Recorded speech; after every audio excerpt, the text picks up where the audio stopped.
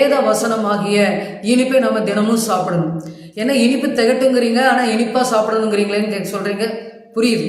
ஆனால் வேதாந்தத்தில் வாசிக்கிறோம், சங்கீதம் 19ஆம் அதிகாரம் 7வது வசனத்திலிருந்து 11வது வசனம் வரைக்கும் வேத வசனத்தை குறித்து சொல்லப்படுகிறது. வேத வசனம் நியாயம் உள்ளது, நிதானமாய் போதிக்கிறது, ஆலோசனை கொடுக்கிறதா இருக்கிறது, கட்டளைகளை கொடுக்கிறதா இருக்கிறது, எதை செய்யணும் எதை செய்யக்கூடாதுன்னு போதிக்கிறதா இருக்கிறது.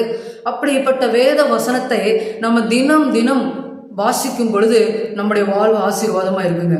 அதான் சங்கீதம் 19 வாசிக்கிறோம், வேத வசனம் தேனிலும் தேன் கூட்டிலிருந்து ஒழுகும் தெளித்தேனிலும் மதுரம் உள்ளதுமா இருக்கிறதுன்னு சொல்லி வேதத்தில் வாசிக்கிறோங்க.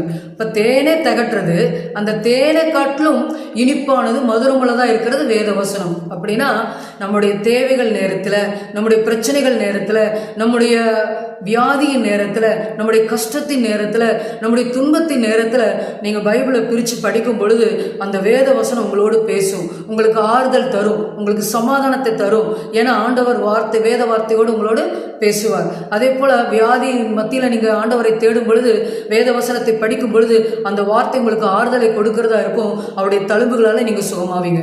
எனவே வேத வசனமாகிய இனிப்பை தினமும் சாப்பிடுங்க, ஆரோக்கியமுள்ள வாழ்வை வாழுங்க. ஒரு நிமிஷம் யோசிச்சு பாருங்க, உங்களுடைய வாழ்க்கையில கசப்புணர்வு உள்ளவர்களாக இருக்கிறீங்களா?